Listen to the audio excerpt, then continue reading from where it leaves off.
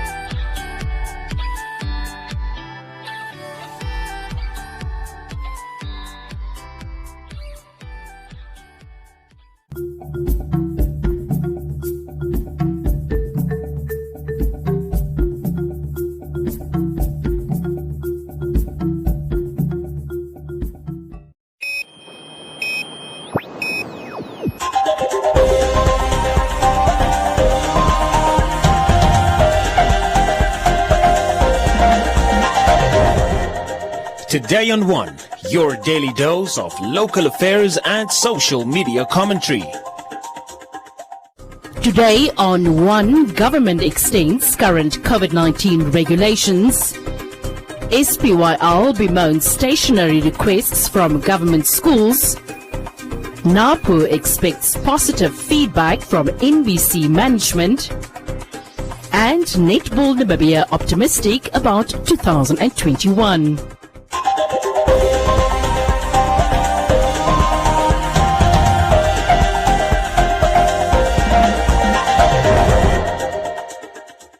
With a decrease in the number of confirmed cases in recent weeks, the President Nakakenkop announced at the 24th COVID update that current measures will remain in place for another 21 days as they have been effective in suppressing the second wave. However, curfew hours have been adjusted. I convened today's public briefing to provide the latest developments and outline measures for the next dispensation and not to lock you down.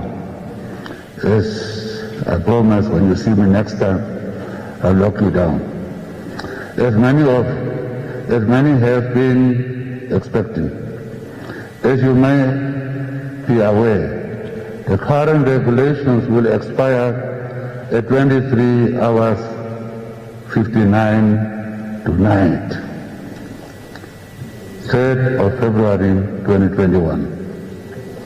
The status quo will be maintained and extended for a period of 21 days, from 4th of February to 24th of February 2021. With regard to the restrictions of movement, curfew hours will be adjusted to begin at 2020 hours and end at 05 hours daily. I commend our men and women in uniform who have worked exceptionally hard to enforce these regulations.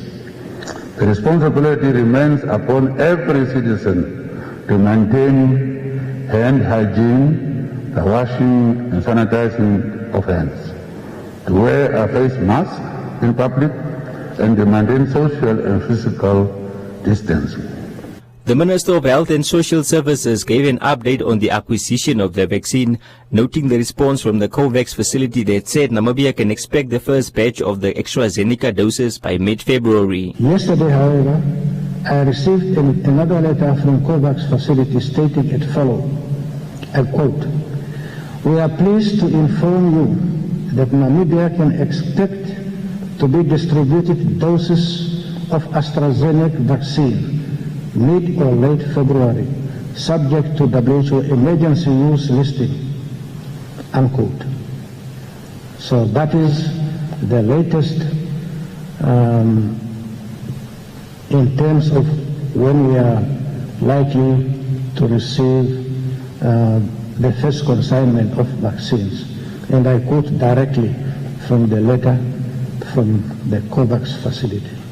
Apart from the COVAX facility, we are in discussion with manufacturers of COVID-19 vaccines in China, Russian Federation, India, United States of America for additional vaccine supply to cover the remaining 40% of the population.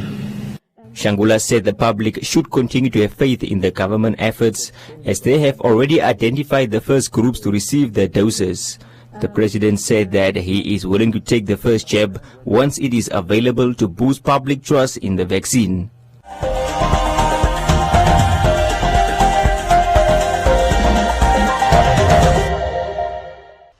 I'm an original. There's nobody Like me, I'm Robin, and my confidence is perfect fitting lingerie. I am Marsha, and my confidence is being exactly who I am. I'm Theodora, and my confidence is knowing my worth. It's time to love your underwear, to love yourself.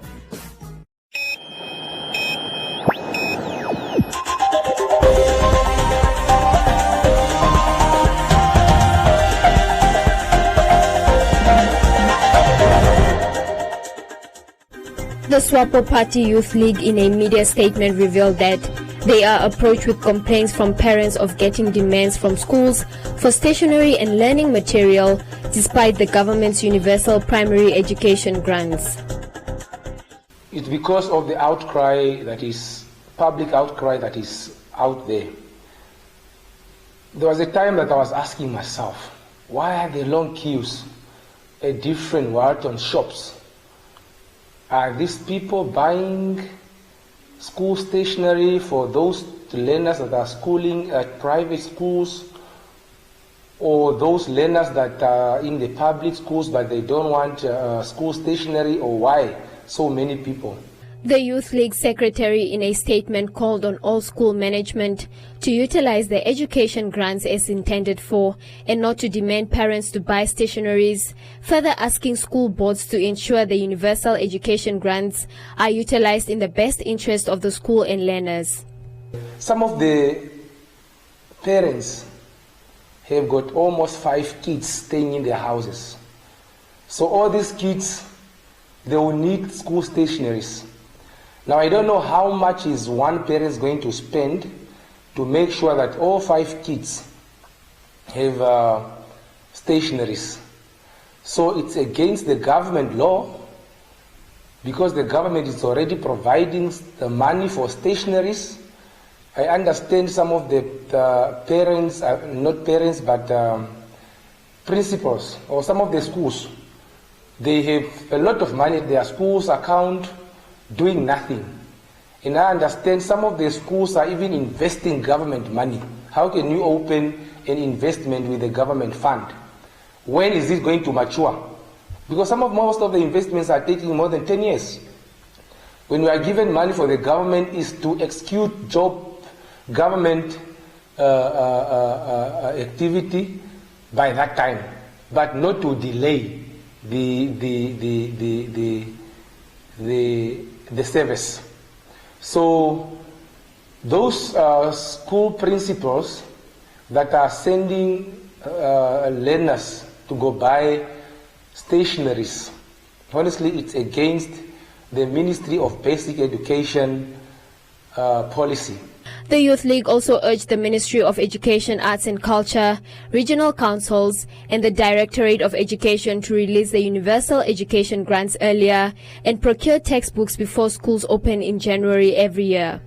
So I understand schools are receiving money to go buy their own stationeries, not like in past whereby the government got a tender, give it to somebody to distribute or to transport stationeries all over. I think those middlemen They are done with it.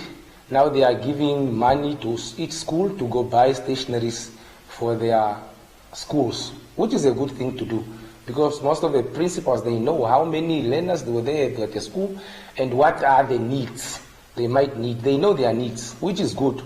But now if we are allowing now the teachers or school principal to send learners to go buy their own stationaries, and there's no free education that we are talking about. There will be no free education if nothing is free from the government. Then we are talking about free education. The Ministry of Education should come out publicly and tell the nation that this is what we are planning, or this is what we planned and we are already executing it. Because now most of the parents, they are so confused. They don't even know what to do. So nobody's coming to them to make things clear to them, apart from the learners that are coming from schools with a list of stationaries. So nobody from the government, from the Minister of Basic Education, going out there and inform the nation that whatever is happening, it's illegal. It's not the government policy. Efforts to get a comment from the Ministry of Education, Arts and Culture's permanent secretary proved futile. The abolishment of examination fees and compulsory parental contributions to school development funds came into effect in the 2016 academic year after it was approved by Cabinet in 2014. However, voluntary contributions from parents in the form of donations and money obtained from all fundraising activities are allowed.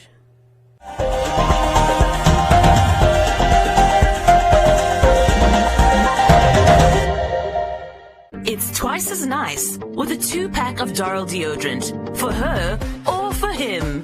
Only $29.99. Why pay more? Get more in store. Just for you. Life's better with Pep.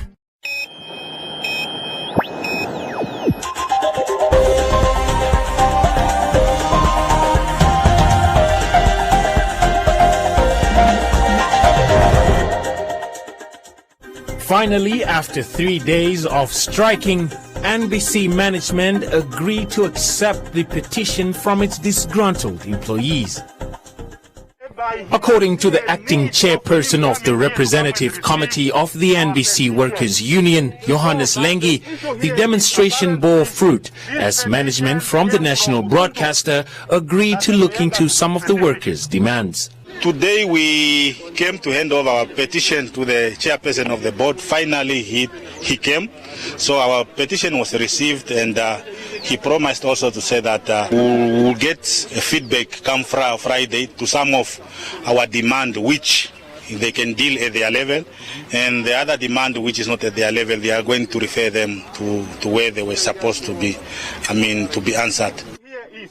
Part of the workers' demands is that the current NBC board members be removed with immediate effect for allegedly distributing unreasonably large bonuses amongst themselves. We are the one who approved the huge sum of money which was paid to the management. It's only the few of them, but yet you have got a big number of the employees now who are making this institution, flowing or running, to be given something similar in the same margin. I think it's only with a difference of 2. So now, and the second thing is also we want all those ones who benefited also at least to pay back the money, because the way they gave themselves that money, it was not done properly. Lengi says he is confident that the response from NBC's management will be positive come Friday the 5th, 2021.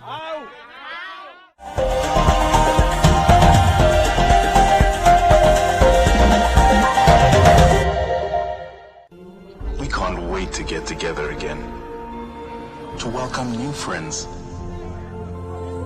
meet up with old ones, and play until the sun comes up. We can't wait to fill our stadiums again. In fact, we can't wait to get the whole gang together. But until then, let's stay safe.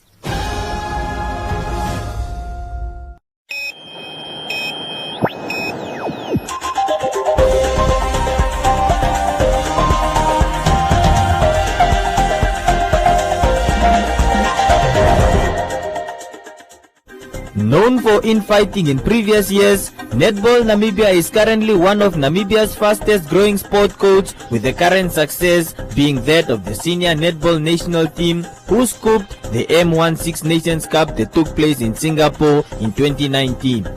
Today on One Sports Desk caught up with Netball Namibia's Vice President Rebecca Nkwahu about their plans for 2021.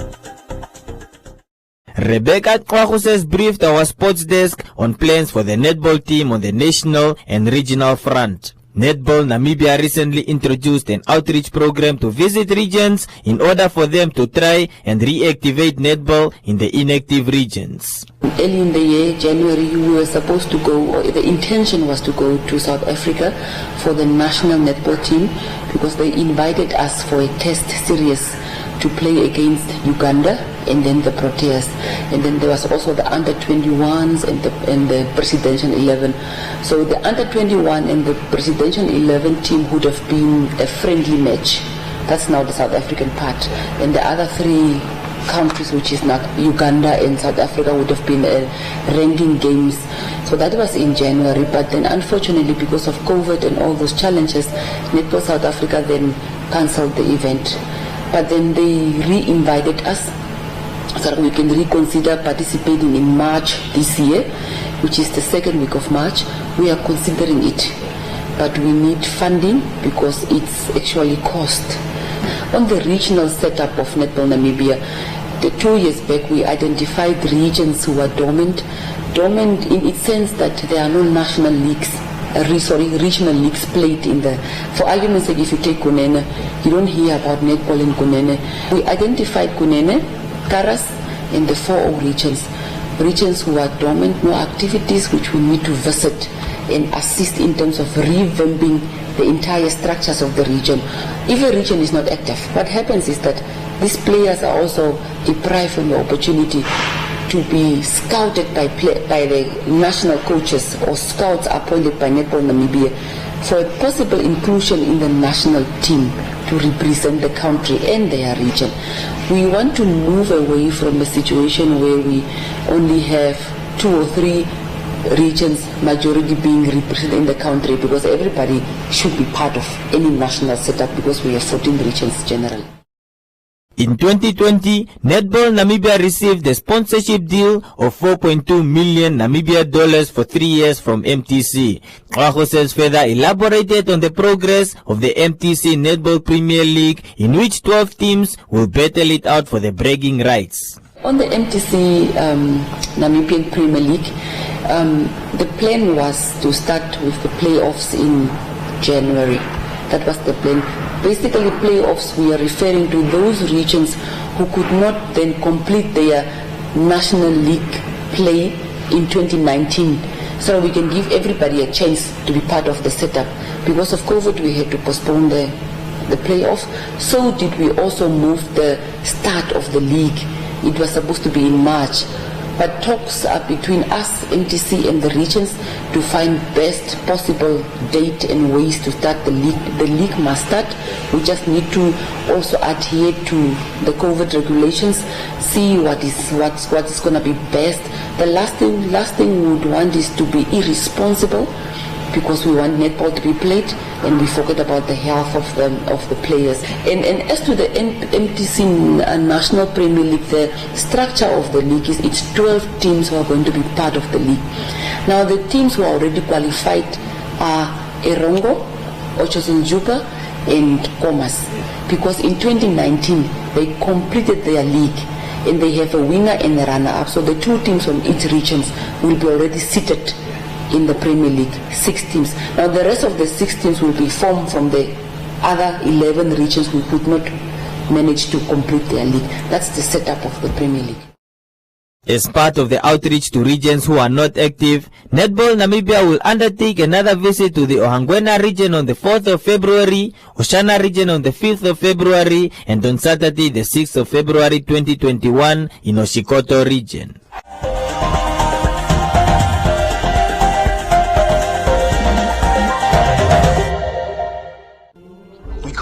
To get together again, to welcome new friends, meet up with old ones, and play until the sun comes up. We can't wait to fill our stadiums again. In fact, we can't wait to get the whole gang together. But until then, let's stay safe.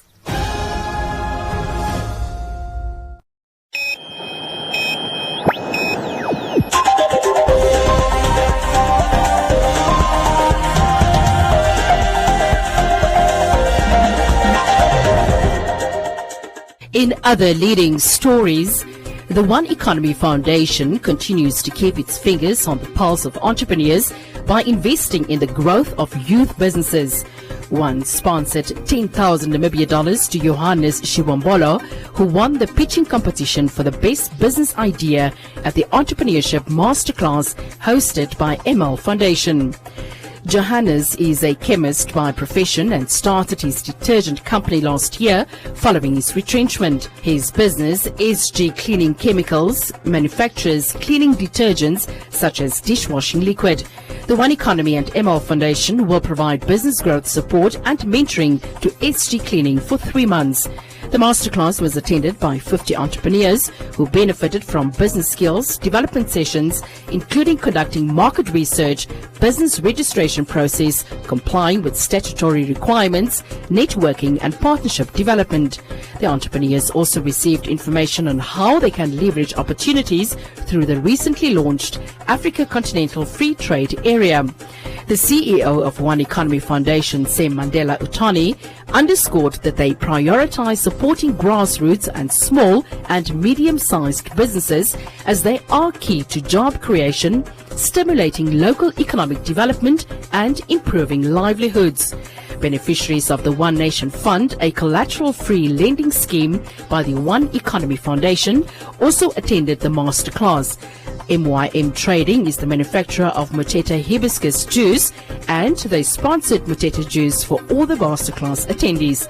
The event ended on a high note, with most participants noting that the platform provided them with relevant information on how to harness value chains in the different sectors they operate, leverage international trade opportunities, and create partnerships to strengthen and sustain their businesses. Following a successful masterclass, Mrs. Monica Gaingas, the First Lady of the Republic of Namibia, has committed to purchasing her household cleaning materials from SG Cleaning in an endeavor to support local manufacturers. She encourages all Namibians to support local goods and services when possible. Welcome to Comments Corner, your daily dose of local comments from the hottest social media pages. Delivering opening remarks at the first cabinet session for the year, President Hage Geingob took on the controversial issue of corruption, which has been dominating media headlines due to the ongoing fish rot case. The president reiterated his stance that despite perceptions, corruption is not systematic in Namibia. Ephraim questioned the president's declaration of war on corruption.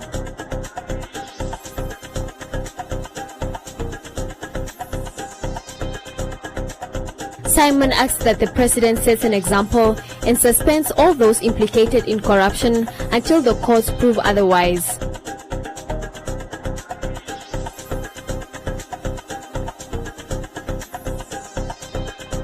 Dimati says top officials are the backbone of corruption in the country.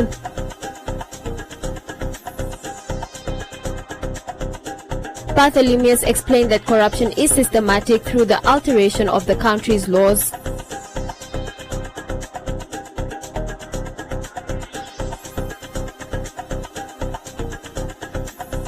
Penny asks for the truth to come out,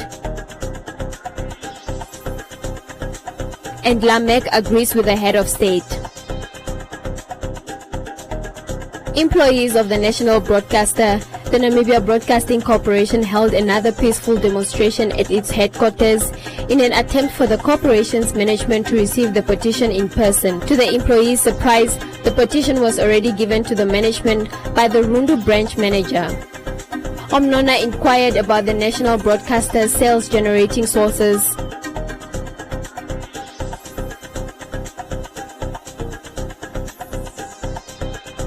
Moses says the demonstration was a good move from NBC employees wishing them the best. And Jacob questioned the absence of political parties, the Labour Ministry, and members of the public who were in support of the recent Shoprite dispute.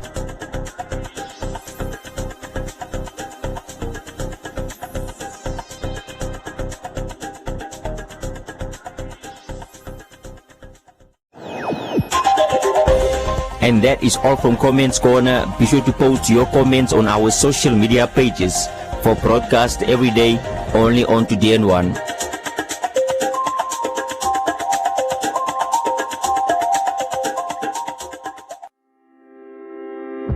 The Namibia Statistics Agency is busy with census mapping, a prephase for the main population and housing census to be conducted in 2021. Census mapping aims to demarcate the entire Namibia into uniquely defined units of enumeration areas to provide an accurate national geographic frame to conduct census. To find out more, tune in to Conversations with the NSA, Saturday evening the 26th of December as from 7 p.m. Play your part. Be counted.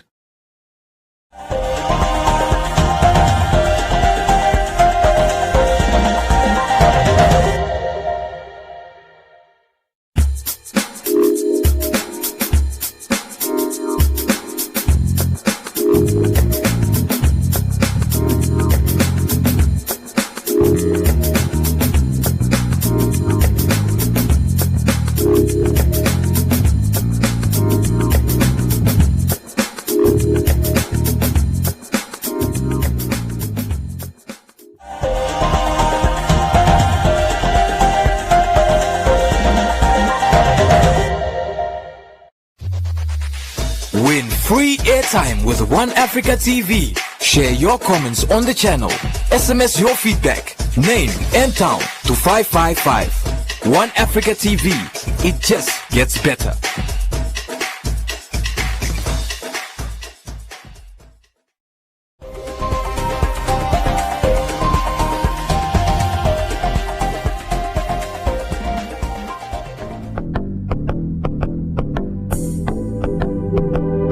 A look at the weather forecast. The Namibia interior partly cloudy and hot to very hot with a few thunder showers in the Ohangwena and southern regions, but isolated thunder showers over the Kavango East, Omaheke, Khomas and Zambezi regions.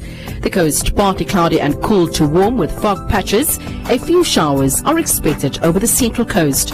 The wind light southwesterly to fresh southerly in the south. Now we look at minimum and maximum temperatures across the country and beyond.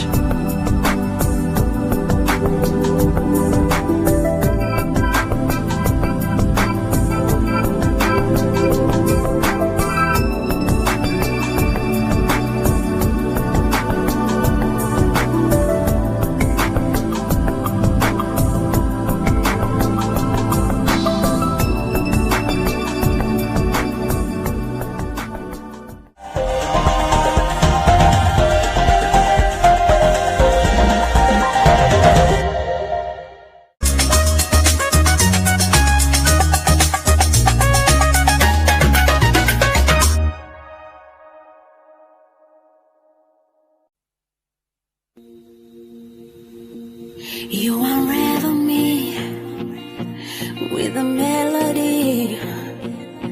You surround me with a song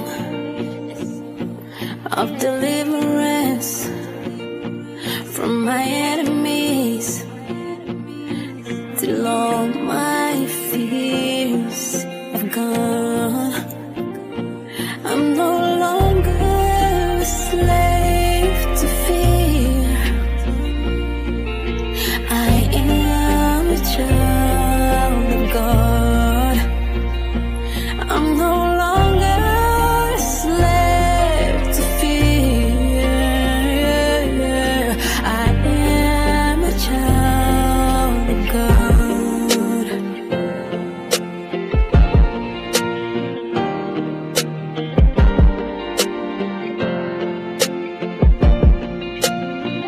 Okuzako shivalelo shameme o aholola.